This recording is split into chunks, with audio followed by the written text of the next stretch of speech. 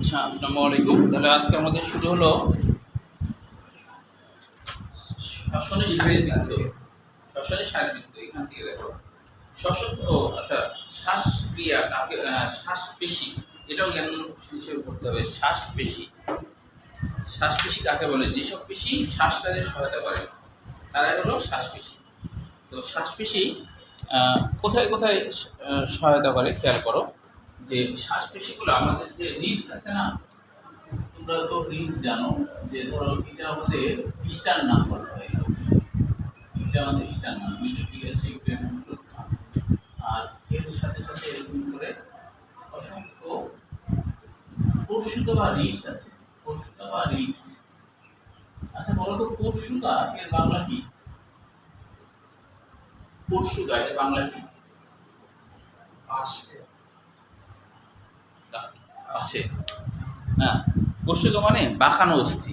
পরশুতা মানে বাঁকানো অস্থি, যেগুলো দেখে থাকে, যে অস্থিগুলো এটাকে বলা হয় পরশুতা, বাঁকানো অস্থি। হ্যাঁ, তো এই পরশুতাগুলো মাঝে মাঝে এখানে মাংসপেশি আছে। হ্যাঁ, এই মাংসপেশি, এই মাংসপেশি, এছাড়া এর সাথে কিছু মাংসপেশি আছে, এর সাথে কিছু মাংসপেশি আছে, হ্যাঁ, লেগে আছে। এই পেশিগুলোকে বলা হয় শ্বাসপেশি, কারণ এরা হলো শ্বাস কাজে ভূমিকা রাখে।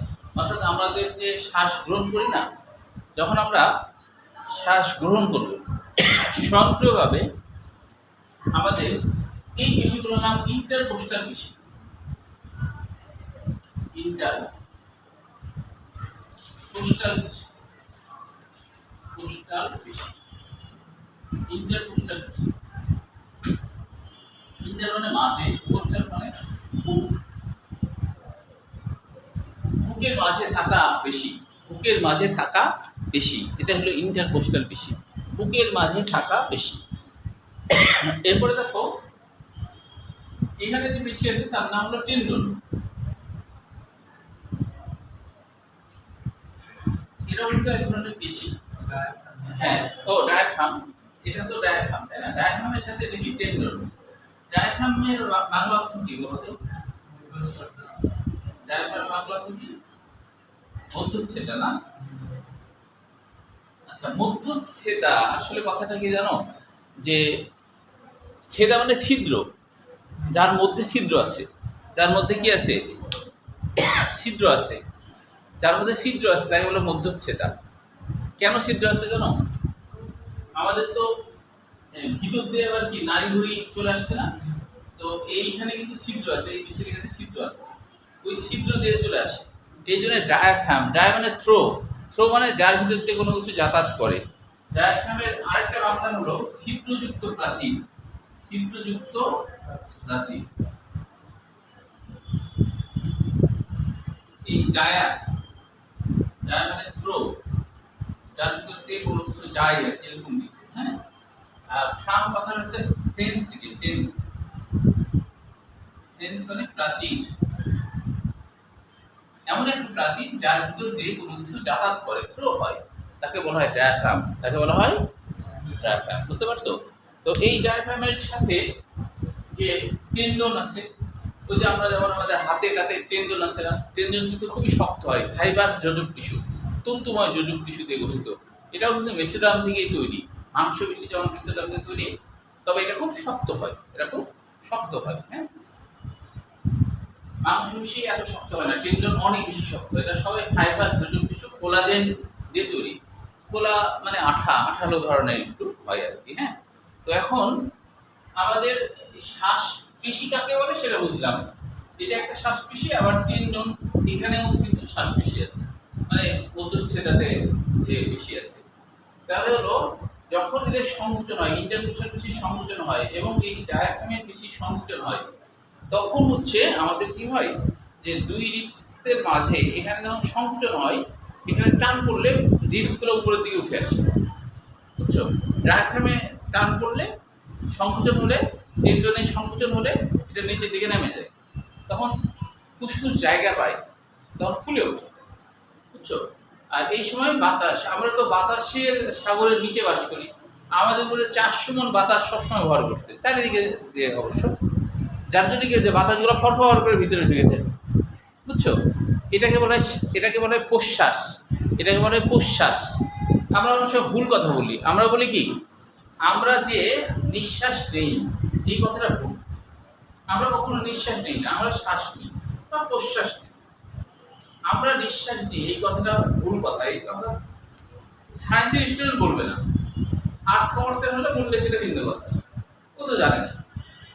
নিঃশ্বাস মানে কি নাই শ্বাস, নিঃশ্বাস মানে কি নাই শ্বাস, মানে শ্বাস বের করে দেয়া, শ্বাস বের করে দেয়া। তো এই কথা বললো না, বুঝতে পারছো? তোমার সামনে কেউ বললেও সংশোধন করে দেবে। কারণ পার্শ্ববর্তী দেশে তুমি বেড়াতে গেলা, ধরো কলকাতাতে বেড়াতে গেলা, তুমি তাদের সামনে যদি এরকম কোনো কথা বলো যে এত গরম যে নিঃশ্বাস নিতেই কষ্ট হচ্ছে, তাহলে সে তোমাকে ধরে ফেলবে, বলে কোন দেশ থেকে তুই আসছিস? বাংলাদেশ থেকে। বাংলাদেশ তো প্রকৃতি দেশ, এরকমই লেখাপড়া করিস না, দুর্নাম হয়ে গেল। তো গোটা দেশের দুর্নাম, একজনের জন্য গোটা দেশের দুর্নাম হয়ে যাবে, তাই কি না? তো এই জন্য এই কথা বলা যাবে না। বা তুমি কোনো একটা মুরব্বী লোক যে হয়তো সায়েন্সের, তুমি বলতেছো এই কথা, তখন বলবে যে তুমি কিসে, কি তোমার ডিপার্টমেন্ট কি? সায়েন্সে বলি। তখন তোমাকে অপমান করবে। তাহলে নিজেরা তো ভুল কথা বলা যাবে, তাই না? তাহলে শ্বাস নেওয়ার সময় কি কি হচ্ছে, আমি কিন্তু পরেরটা পড়াতে শুরু করছি। শ্বাস নেওয়ার সময় ইন্টারস্টাল বেশি সংকোচন হচ্ছে, ডায়াফ্রাম বেশি সংকোচন হচ্ছে, কেন্দ্রীয় টেন্ডন মানে টেন্ডনের মাঝ বরাবর সংকোচন হচ্ছে। এই সংকোচন হওয়ার কারণে কি হচ্ছে, তখন অটোমেটিকলি হলো যে বক্ষ গহ্বর বড় হয়ে যাচ্ছে, প্রসারিত হয়ে যাচ্ছে। তখন বাতাসগুলো ভিতরে ঢুকছে, যখন বাতাসগুলো ভিতরে ঢুকে ঠিক সেই সময় তোমার হচ্ছে যে আমাদের যে ফুসফুসের অ্যালভিউলাসগুলো আছে না, এরা যখন খুলতে শুরু করে, ওইখানে কিন্তু আমাদের বঙ্কিউল, ওই যে গতকালকে বঙ্কিউল দেখালাম, তাই না? বঙ্কাস মানে বাতাস যাওয়ার রাস্তা, আর বঙ্কিউল মানে কি খুবই চিকন বাতাস যাওয়ার রাস্তা। ওই জায়গাগুলোতে যখন স্নায়ুতন্ত্র থাকে, তো খুলতে শুরু করলে ওখানে টাচ লাগে স্নায়ুতন্ত্রগুলো, তখন ওরা ব্রেনে সংকেত দেয় যে এত ফুলালে তো বাস্ট হয়ে যাবে। তখন ব্রেন তখন স্বয়ংক্রিয়ভাবে তখন হচ্ছে কি করে যে এই যে সংকোচন করে রাখছিল যাদেরকে, তখন ছেড়ে দেয়। তখন আবার স্বাভাবিক অবস্থায় রবার টানছো, ছেড়ে দিলে কি আবার আগের অবস্থায় ফিরে যাবে, আবার আগের অবস্থায় পদ্ধতিকে বা ধনুকের মতো বাইকে আবার ভিতরে চলে আসবে স্বাভাবিক হবে। আবার চাপ সৃষ্টি করবে, তখন চাপ লাগবে, তখন এর মধ্যে ভিতরে কিন্তু কার্বন ডাই অক্সাইড চলে আসছে, ওই কার্বন ডাই অক্সাইড গুলাই তখন আবার বের হয়ে চলে যাবে। এটা হলো নিঃশ্বাস প্রক্রিয়া। তাহলে একটা হলো শ্বাস প্রক্রিয়া আর একটা হলো নিঃশ্বাস প্রক্রিয়া। এখান থেকে খালি শ্বাস-পেশ কাকে বলে এটুকু লাগবে। আর যেটা বললাম পরেরটা বলে ফেলছি, কিন্তু এখানে একটা বিষয় আছে যে দেখো এই শ্বাস-পেশের এখানে শ্বসনতন্ত্রের প্রধান অঙ্গসমূহের নাম ও কাজ, এটা কিন্তু সৃজনশীল হিসেবে আসে। আগে যা পড়তো সেটাই সংক্ষেপে এখানে আছে। এই সবগুলো কিন্তু সৃজনশীলের জন্য মুখস্থ করতে হবে। আগে তো পড়তো, এখানে সমস্যা থাকার কথা না। শ্বসনতন্ত্রের কাজ, কাজের এখানে কাজটা ক্ষয়ের জন্য যে কোনো চারটা পড়তে পারো, তবে এখানে গুরুত্বপূর্ণ কিছু বিষয় মনে রাখতে হবে। হ্যাঁ, যেমন দেখো যে 3 নম্বর পয়েন্ট, তারপর হচ্ছে মনে রাখতে হবে 4 নম্বর পয়েন্ট, 7 নম্বর পয়েন্ট, আর 8 আর 10। আবার বলি 3, হ্যাঁ 3, 4, 7, 8, 10, 8, 10 এগুলো হলো এমসিকিউর জন্য গুরুত্বপূর্ণ। তো আমাদের নিঃশ্বাসের মাধ্যমে প্রতিদিন 400 থেকে 600 মিলিলিটার পানি বের করে। কিভাবে বোঝা যায় জানো? তুমি হলো আয়নার সামনে দাঁড়িয়ে তুমি শ্বাস ফেলো তো, হ্যাঁ এরকম দেখবে যে পানি বের হয় না? পানি বের হয়, কিন্তু চশমায় যেমন হয়, তাই না? পানি কিন্তু বের হয়, নিঃশ্বাসের সাথে পানি বের হয়, সেই কথাই বলছি। অ্যাসিড ক্ষারের সমতা, এটা একটু বোঝার আছে যে নিঃশ্বাস বায়ুর মাধ্যমে কার্বন ডাই অক্সাইড দেহের বাইরে পরিত্যক্ত হওয়ায় পিএইচ নিয়ন্ত্রণে সহায়তা করে। যদি কার্বন ডাই অক্সাইড বের না হতো, তাহলে কার্বন ডাই অক্সাইড কিন্তু আমাদের পিএইচ কমিয়ে দিত। কারণ কার্বন ডাই অক্সাইড অম্লীয় হয়ে যেত।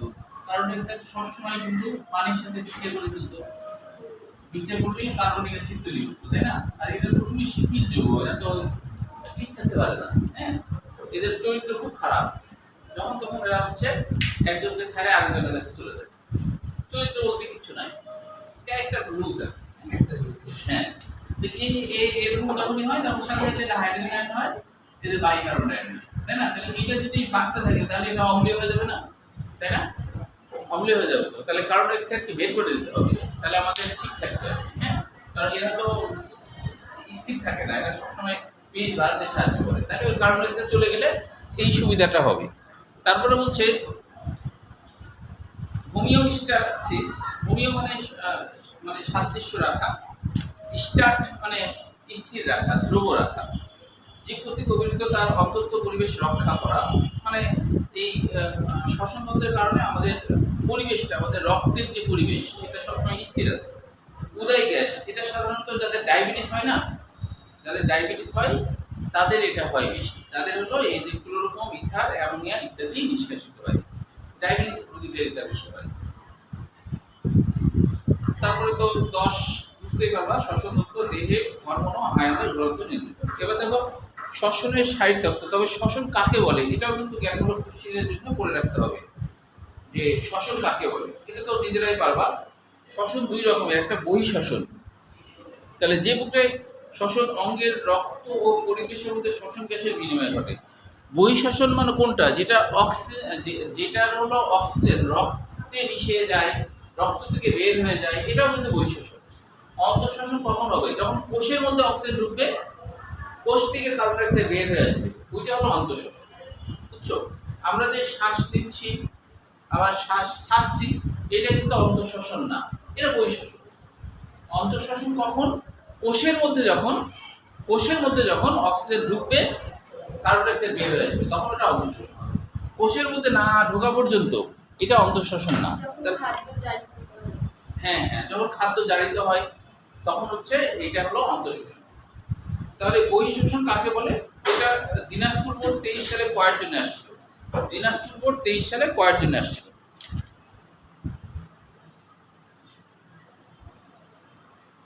এরপরের পৃষ্ঠে দেখো অন্তঃশ্বসনটাও কিন্তু আসছে বোর্ড পরীক্ষায়। অন্তঃশ্বসনটা আসছে রাজশাহী বোর্ড 22 সাল ক্ষয়ের জন্য। অন্তঃশ্বসন রাজশাহী বোর্ড 22 সাল ক্ষয়ের জন্য আসছে। অন্তঃশ্বসন রাজশাহী বোর্ড 22 সাল ক্ষয়ের জন্য। এটি জৈব রাসায়নিক প্রক্রিয়া যা ক্ষয়ের জন্য, যেহেতু 4 লাইনে লিখতে হবে, যা দেহকোষ ও রক্তে সংঘটিত হয়। এখানে এনজাইমের ভূমিকা ব্যাপক। নির্দিষ্ট পরিমাণ শক্তি উৎপন্ন হয় ফুসফুস কর্তৃক বায়ুমণ্ডল থেকে গৃহীত অক্সিজেন রক্ত দ্বারা বাহিত হয়ে দেহকোষে পৌঁছায়, সেখানে গ্লুকোজ জারিত হয়ে শক্তি উৎপন্ন করে। উপজাত হিসেবে কার্বন ডাই অক্সাইড রক্ত দ্বারা পরিবাহিত হয়ে ফুসফুসে পৌঁছায়। এই প্রক্রিয়াকে বলা হয় অন্তঃশ্বসন। মানে এটা কোষের ভিতরে হচ্ছে। হ্যাঁ, এই শখ লাগবে না, এই বিক্রিয়াটা লাগবে না, এটা আসে না। তবে এই দেখো প্রশ্বাস নিঃশ্বাস কার্যক্রম, যেটার কথা বলছিলাম, যেটা কিন্তু আলোচনা করে ফেলছি। হ্যাঁ, তো এখানে কিন্তু বোর্ড পরীক্ষায় এটা আসছে অনেকবার। সিলেট বোর্ড 23 সাল ভয়ের জন্য আসছে। সিলেট বোর্ড 23 সাল ভয়ের জন্য, পাইছো? তারপরে চট্টগ্রাম বোর্ড 17 সাল গয়ের জন্য আসছে। ঢাকা বোর্ড 17 সাল গয়ের জন্য আসছে। তার মানে এটা কিন্তু গুরুত্বপূর্ণ। সিলেট বোর্ড 23 সাল ঘ, চট্টগ্রাম বোর্ড 17 সাল গ, আর ঢাকা বোর্ড 17 সাল গ। তার মানে এটা সৃজনশীলের জন্য গুরুত্বপূর্ণ। এটা কিন্তু আলোচনা করেই ফেলেছি, কাজে এটা এখন পড়লে বুঝতে পারবা। এখানে দেখো, এখানে কিছু এমসিকিউ আছে, যেমন যে লাস্টের দিকে একটা আছে যে পূর্ণবয়স্ক, যে প্রশ্বাস নিঃশ্বাস পার্থক্যের আগে পূর্ণবয়স্ক সুস্থ মানুষের বিশ্রামকালে প্রতি মিনিটে 14 থেকে 18 বার, এটা কিন্তু মেডিকেল অ্যাডমিশনে অনেকবার আসছে, 17 সালে, 21 সালে, 24 সালে। মানে এটা যে সুস্থ মানুষের বিশ্রামকালে এই প্রক্রিয়া প্রতি মিনিটে 14 থেকে 18 বার। নবজাত শিশুতে হয় 40 বার। নবজাত শিশুতে বেশি হয়, কেন হয় বলো তো? হ্যাঁ, ব্যায়াম করে না, তারা ব্যায়াম করে না, তারপরেও তাদেরই বেশি শ্বাসক্রিয়া ঘটে। এর কারণটা হলো যারা ছোট, মানে কেবল হয়েছে, তাদের অনেক সেল ডিভিশন ঘটায়, তাকে বড় বানাতে হবে, বড় করতে হবে। তাহলে বড় করতে গেলে বেশি অক্সিজেন লাগবে, বড় করতে গেলে বেশি অক্সিজেন লাগবে। এই কারণে শ্বাসক্রিয়াটা তাদের দ্রুত হয়, হার্টবিটও তাদের জোরে যাবে। বুঝছো? আর আমাদের তো সব তৈরি হয়ে গেছে, এখন কিন্তু স্বাভাবিক হয়ে যায়। এখন আর নতুন করে কিছু তৈরি করার দরকার নাই। মোটামুটি ধরো তোমরাও যেটুকু লম্বায় বড় হয়েছো, এরপরে বড় হওয়ার সম্ভাবনা অনেক কম, তাই না? আগের মতো এরকম বড় হতে থাকলে তো 10 তলা হয়ে যেতাম আমরা, মানে যেভাবে শুরু থেকে বড় হচ্ছিলাম, তাই না? তাহলে এক একটা বাড়ি তাহলে কত হতো, তাই না? যারা ধরো 100 তলা বাড়ি হতো, ওই বাড়িটা হয়ে যেত তাহলে মনে করো যে কত হতো না, ওখানে এই তুষারপাত হতো, তাহলে এক হিসেবে ভালোই হতো না, ছাদে উঠে তুষার দেখা যেত। ইয়েতে আছে না, দুবাই আছে, দুবাইয়ে এত উঁচু উঁচু বিল্ডিং আছে না, মেঘের উপরে, মেঘের উপরে বিল্ডিং দেখা যায়, ধনী দেশ অনেক। আচ্ছা, তাহলে হচ্ছে যে এটা মনে রাখতে হবে, পার্থক্য দেখো, প্রশ্বাস নিঃশ্বাস পার্থক্য, প্রশ্বাস নিঃশ্বাস পার্থক্য, এটা হলো সৃজনশীল, এগুলো কিন্তু বুঝতে পারবা, যেগুলো বুঝতে পারবা সেগুলো আমি আলোচনা করছি না। এইবার দেখো, এইটা কিন্তু অনেক বেশি বুঝার, প্রশ্বাস নিঃশ্বাস কার্যক্রম নিয়ন্ত্রণ, প্রশ্বাস নিঃশ্বাস কার্যক্রম নিয়ন্ত্রণ, এখন ছিল কি প্রশ্বাস নিঃশ্বাস কার্যক্রম, আর এখন হলো কার্যক্রম নিয়ন্ত্রণ। এটা দেখো কোন কোন বোর্ডে আসছে, এটার বর্ণনা আসছে বরিশাল বোর্ড 23 সাল ভয়ের জন্য, বরিশাল বোর্ড 23 সাল ভয়ের জন্য, ঢাকা বোর্ড 17 সাল ভয়ের জন্য। এটা বোঝার জন্য আমাদের একটা ছবির সাহায্যে বুঝতে হবে, হ্যাঁ, বইয়ের ছবিটা অত সুন্দরভাবে নাই, একটা বোঝার জন্য আমাদের একটা ছবির সাহায্যে বুঝবো। দেখো,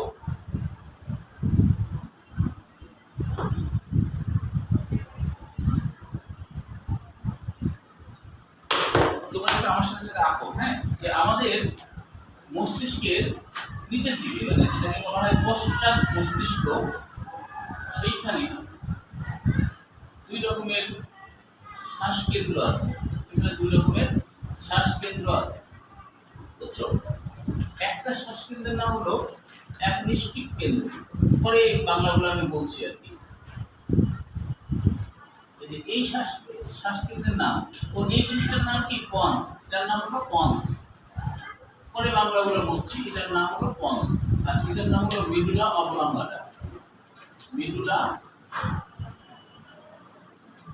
অবলঙ্গাটা, অবলঙ্গাটা,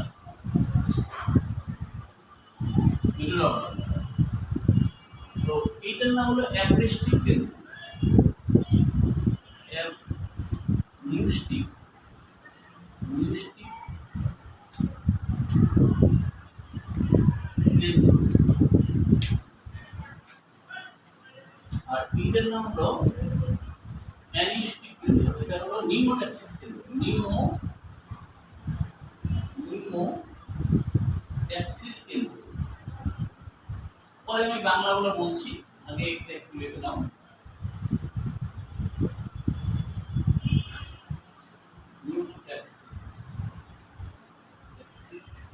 নিউমোট্যাক্সিস কেন্দ্র,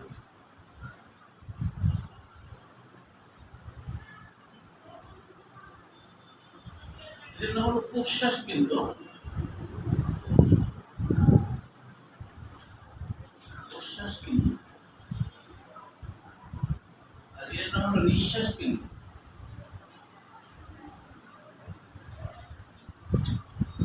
নিঃশ্বাস কেন্দ্র। বুঝতে পারলে লেখাগুলো বুঝতে না পারলে বলো, কারণ এটা কিন্তু ছবি না বুঝলে তুমি বর্ণনা বুঝতে পারবে না, ছবি বুঝতে হবে, ছবিটা আগে আঁকো, কারণ এই ছবিটা কি অন্য বই ভাবে নাই, অবশ্য আমার লেখা বই আছে, হ্যাঁ, তোমরা বইটা কি লিখছে, একটা বাম পাশেরটা নিউমোট্যাক্সিস হবে, তার নিচেরটা কি, তার নিচে পন্স, এটা হলো পন্স, তার নিচেরটা হলো পন্স, প দন্তের 9 দন্তের স।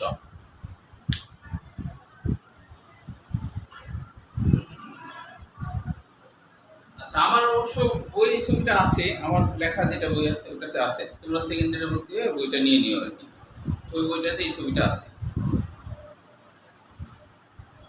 আচ্ছা, এখন আগে ছবিটা আঁকি, পরে আমরা বুঝবো। এখন দেখো, এবার নিচের দিকে, এটা তো আমরা জানি, এটা হলো স্টারনাম,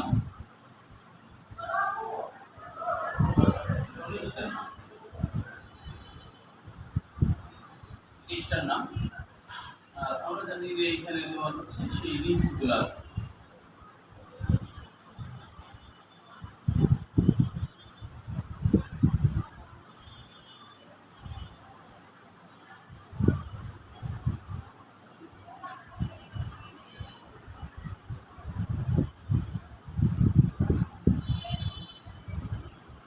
11টা ডিজিজ থাকে।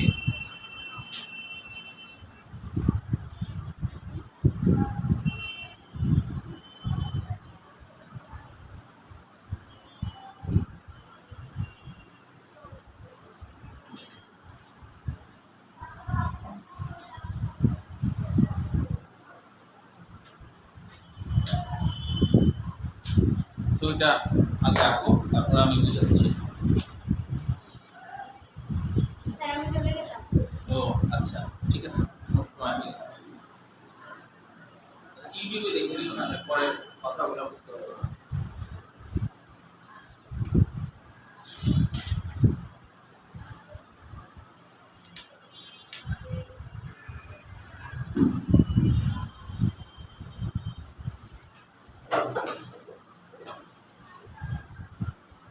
একটু পর্যন্ত আগে আঁকো, তারপরে আমি বুঝাচ্ছি।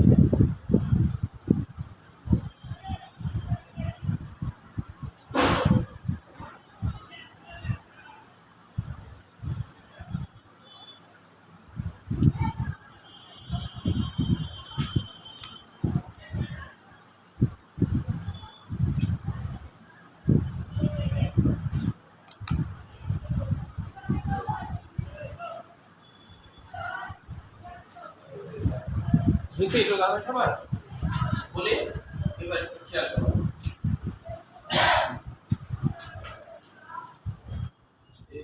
আবার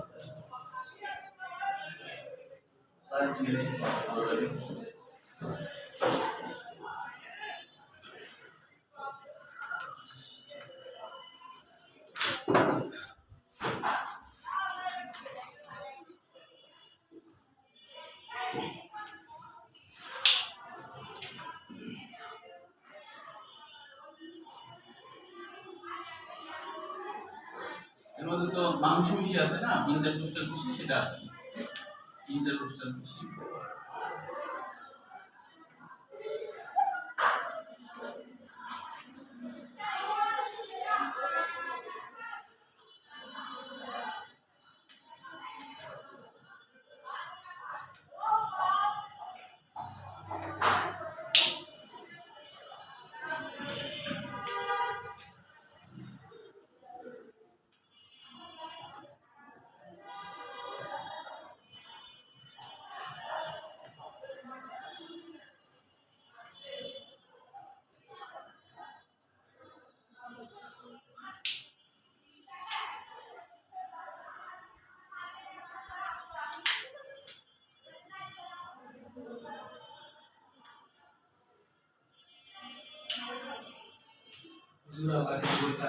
হ্যাঁ, জোরে লাগে দাও, তারপর আমি যখন আলোচনা করবো তখন খুব সহজে বুঝে ফেলবা।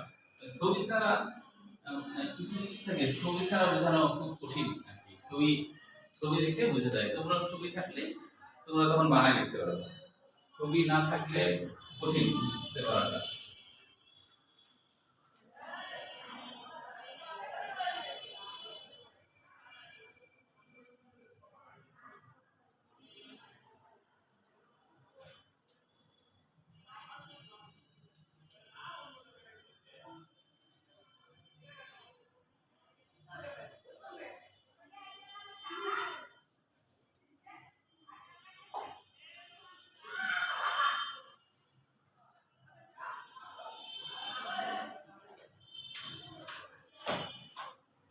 তাহলে বলো,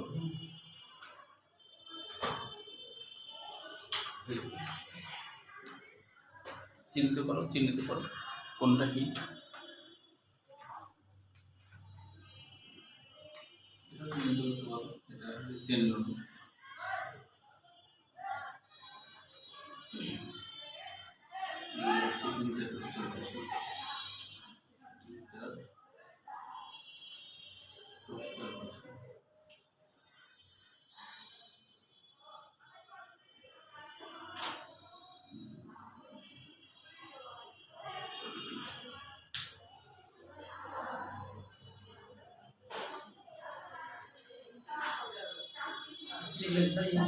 ইন্টারকোস্টাল পেশি, ইন্টারকোস্টাল পেশি।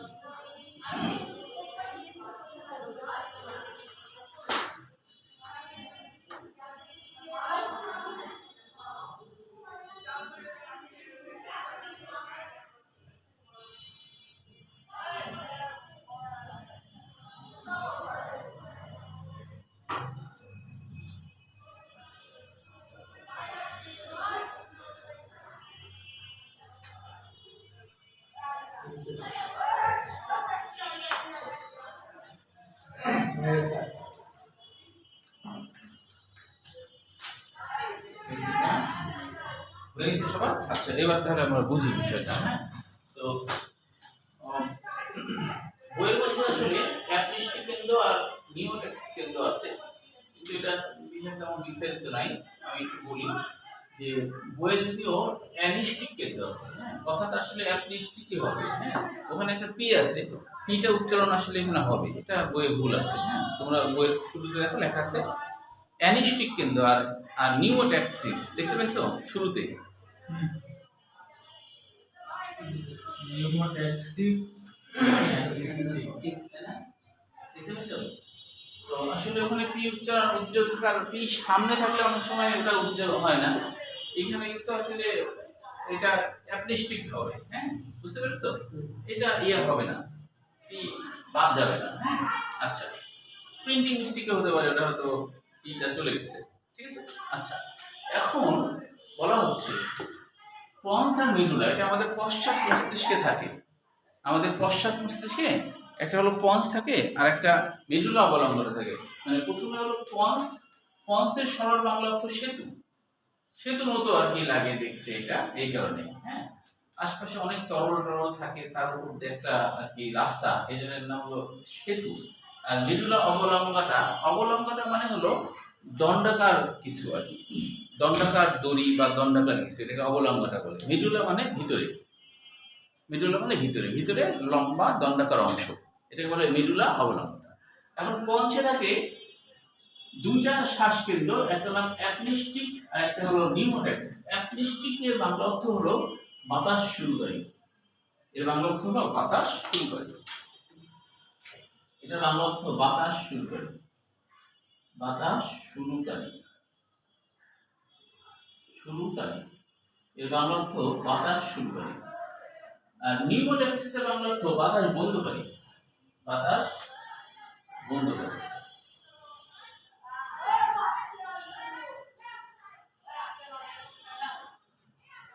বাতাস বন্ধকারী, বুঝতে পারছো? আর প্রশ্বাস কেন্দ্র মানে কি? প্রশ্বাস যে করে তার নাম প্রশ্বাস কেন্দ্র, নিঃশ্বাস যে করে তার নাম নিঃশ্বাস কেন্দ্র, এটা তো বুঝতে পারছো। এখন কাহিনী হলো আমাদের প্রশ্বাস নিঃশ্বাস তো স্বয়ংক্রিয়ভাবে হয়, তাই না? স্বয়ংক্রিয়ভাবে হয় না? আমার কি যখন ঘুমায় থাকি তখন আমাদের শ্বাস প্রশ্বাস চলে না, তার মানে এটা স্বয়ংক্রিয়ভাবে হয়। তো এই স্বয়ংক্রিয়ভাবে হওয়ার ক্ষেত্রে এর কিছু বস থাকা লাগবে, না হলে তো উল্টাপাল্টা হয়ে যাবে। তো উল্টাপাল্টা যেন না হয় সেই জন্য প্রশ্বাস কেন্দ্রের বস হলো অ্যাপনিস্টিক কেন্দ্র, নিঃশ্বাস কেন্দ্রের বস হলো নিউমোট্যাক্সিস কেন্দ্র। প্রথমে প্রশ্বাস শুরু হয় কিভাবে? এটা যেহেতু শ্বাস প্রশ্বাস নিয়ন্ত্রণ, আগে ছিল কার্যক্রম, তাই ওখানে স্নায়ুতন্ত্রের কথা আলোচনা হয়নি। কিন্তু এটা যেহেতু নিয়ন্ত্রণের কথা বলছে, স্নায়ুতন্ত্র এটা নিয়ন্ত্রণ করে, এই জন্য এখানে কিন্তু যে নিয়ন্ত্রণে স্নায়ুতন্ত্রের কথা বলতে হবে। প্রথমে যেটা হয়, আমাদের রক্তের মধ্যে যদি কার্বন ডাইঅক্সাইডের পরিমাণ বেড়ে যায়, আমাদের রক্তে কার্বন ডাইঅক্সাইডের পরিমাণ বেড়ে গেলে সেটা সরাসরি তোমার হচ্ছে যে কার্বন ডাইঅক্সাইড গুলা যদি এই অ্যাপনিস্টিক কেন্দ্রের সাথে টাচ লাগে, কার্বন ডাইঅক্সাইড গুলা কিছুটা অ্যাসিডিক হয়ে গেছে রক্তের মধ্যে টাচ লাগে, তখন অ্যাপনিস্টিক কেন্দ্র অ্যাক্টিভ হয়ে যায়, সক্রিয় হয়ে ওঠে। মানে কার্বন ডাইঅক্সাইড বেড়ে গেছে, অক্সিজেন তাহলে তার মানে কম, তাহলে অক্সিজেন আমার লাগবে। তখন অ্যাপনিস্টিক কেন্দ্র সরাসরি নির্দেশ দেয় এর যে এর যে ঊর্ধ্বতন কর্মকর্তা, একে এ তো মেইন বস, এ মনে করো প্রেসিডেন্ট, এ হলো সেনাবাহিনীর প্রধান, একে বলছে এই কি ব্যাপার, রক্তে তো কার্বন ডাইঅক্সাইড বেশি, অক্সিজেন তার মানে কম, তুমি হলো অক্সিজেন নেওয়ার কাজ করো। প্রশ্বাস কেন্দ্রকে নির্দেশ দিবে, যখনই প্রশ্বাস কেন্দ্রকে নির্দেশ দেবে তখন প্রশ্বাস কেন্দ্র নির্দেশ পালন করবে কিভাবে? এখানে একটা স্নায়ু আছে, এই স্নায়ুর মাধ্যমে, ভ্যাগাস স্নায়ুরই একটা অংশ, এই স্নায়ুর মাধ্যমে এই স্নায়ুগুলা বিভিন্ন ইন্টারকোস্টাল পেশির ফাঁকে ফাঁকে আছে এবং এছাড়া ডায়াফ্রামের টেন্ডনের সাথে লেগে আছে, বুঝতে পারছো?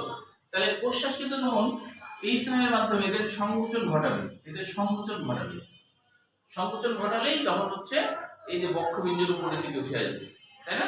বক্ষবিঞ্জর উপরের দিকে উঠে আসবে, তখন কি শ্বাস ঢুকবে। তবে প্রশ্বাস কিন্তু একটা কাজ করে, সেটা হলো এই বসের কথা মতো শ্বাস প্রশ্বাস শ্বাস নিতে থাকে ঠিকই, কিন্তু পাশাপাশি এই বসকেও বলে যে ভাই আমাকে কিন্তু অ্যাপনিস্টিক কিন্তু প্রশ্বাস নিতে বলেছে, তাই আমি কিন্তু প্রশ্বাস নিচ্ছি, তোমাকে জানায় রাখলাম, তোমাকে জানায় রাখলাম, আমি কিন্তু প্রশ্বাস নিতে শুরু করছি, তোমাকে জানায় রাখছি, বুঝতে পারছো?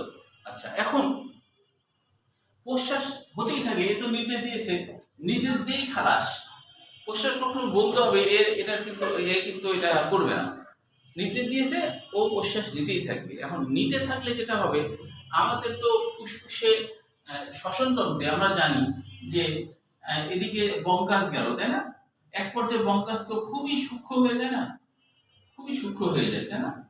যখন খুবই সূক্ষ্ম হয়ে যায়, এরকম যখন সূক্ষ্ম হয়ে যায়, খুব সূক্ষ্ম হয়ে যায়, তখন এর নাম কি? বঙ্কিউল হয় না? বঙ্কিউল। বঙ্কাস মানে বাতাস যাওয়ার রাস্তা, বঙ্কিউল মানে যে বাতাস যাওয়ার সূক্ষ্ম রাস্তা। ওই সূক্ষ্ম রাস্তার মধ্যে কিছু স্নায়ুতন্ত্র আছে, স্নায়ুতন্ত্রের ডেন্ড্রাইট গুলো থাকে গায়ের সাথে।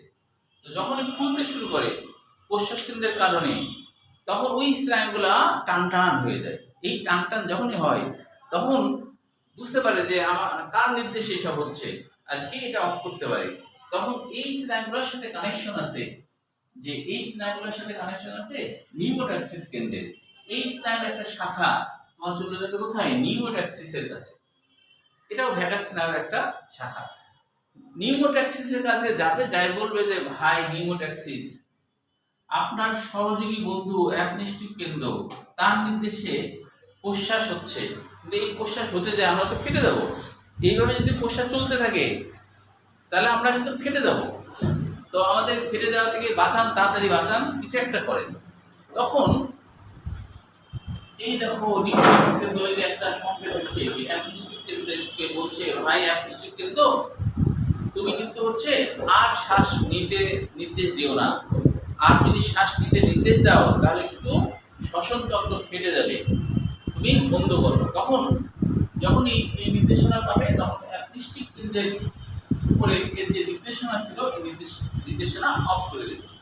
যখনই অফ করে দেবে, তখন হচ্ছে যে এবার এ কি করবে, এ তখন এই যে নিঃশ্বাস কেন্দ্র আছে, এই নিঃশ্বাস কেন্দ্রকে নির্দেশ দিবে তুমি নিঃশ্বাস শুরু করো। একই সাথে সে কিন্তু প্রশ্বাস কেন্দ্রকে বলবে তুমি কিন্তু আর প্রশ্বাস নিও না। তখনই নিঃশ্বাস শুরু হওয়া মানে আগে যা যা ঘটছে, যেগুলো ঘটনা ঘটছিল, ঠিক সেই ঘটনাগুলা পুরো বিপরীত ঘটবে। বিপরীত মানে কি? ইন্টারকোস্টাল বেশি সংকুচিত ছিল, সেটা তখন স্বাভাবিক করে দেবে। ডায়াফ্রামের, তাই না, ডায়াফ্রামটাকে আবার স্বাভাবিক করে দেবে। যখন স্বাভাবিক করে দেবে, তখন কিন্তু স্বাভাবিক করে দিলে তখন কিন্তু এই যে নিউরোটক্সিস কেন্দ্রের কাছে টানটানের সংকেত আর যাবে না, টানটানের সংকেত আর যাবে না। টানটানের সংকেত যদি আর না যায়, তাহলে কিন্তু আবার অ্যাপনিস্টিক কেন্দ্র তখন কিন্তু এ তো আর নির্দেশ দিবে না, যেহেতু আর টান পাচ্ছে না, হচ্ছে না, তখন আবারও এরই মধ্যে দেখা যাচ্ছে আবার কার্বন ডাইঅক্সাইড গুলো বেড়ে গেছে, আবার উন্নতি করে।